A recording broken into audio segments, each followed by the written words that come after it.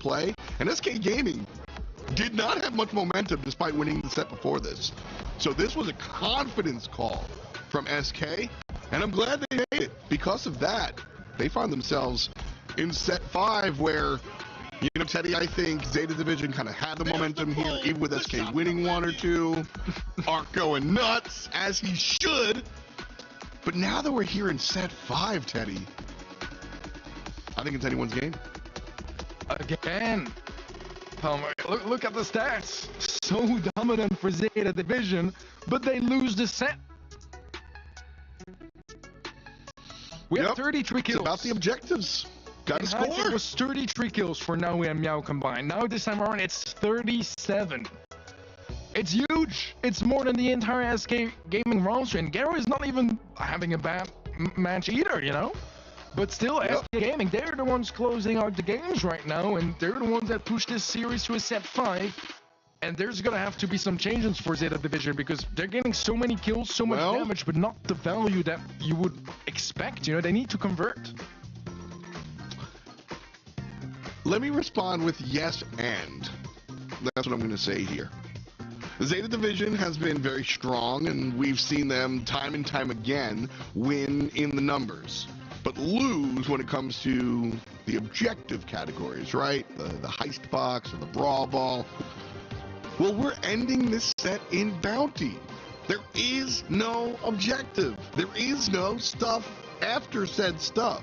It's just about the kills, man. Now, obviously, there's some nuance with playing passive, and we've got to do a little hit 20 thing, but this is just brawl. And so far, Zeta Division has been the better team at brawling. That said, I think it's lined up for a Zeta win. I agree with you, to be completely honest. I feel like when it comes to just the duels and getting the kills, it's been all Zeta. And SK Gaming, they've been able to win just because of some big gambles here and there, taking some risks and some outplays as well.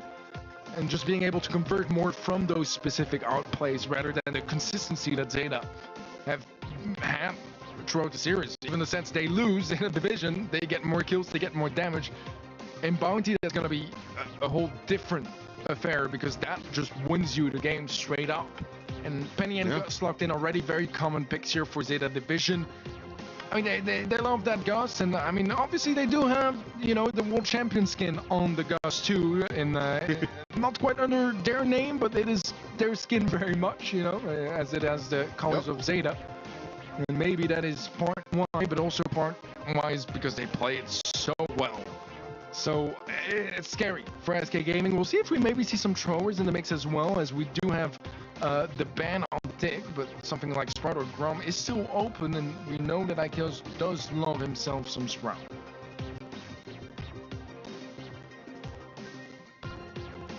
And there it is.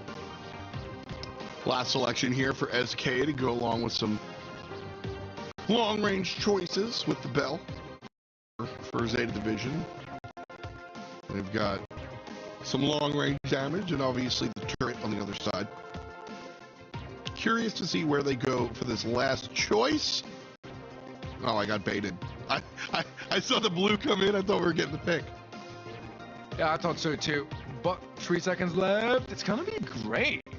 And that is both an interesting and a risky final pick to bring in here for the division. I mean, you TP on the Sprout, you kill him, right? But if you play it well as a team, it's still really scary. So, I like the idea, but I definitely feel like SK could win this one. I prefer their draft personally. You prefer their draft over SK Gaming's, or? I prefer SK's draft over their divisions. And is it just about the gray? Because the gray is definitely the weird pick, so to speak. I like to Sprout a lot, you know? I feel like they don't have tons of way to deal with him, and if he just stays away from the gray TP, he should be fine. Plays with his team, should be fine. But that's all in theory, that's all on paper. In practice, it usually gets pretty wild. And Blue Star is going to be picked up by SK, so they get to play defensively. Yashi was first blood as well, as now he falls on the left side, and that's 3 stars early on in favor of SK. Gray definitely had trouble dealing with the thrower on the left side. At the end of the day, long range, sharpshooter.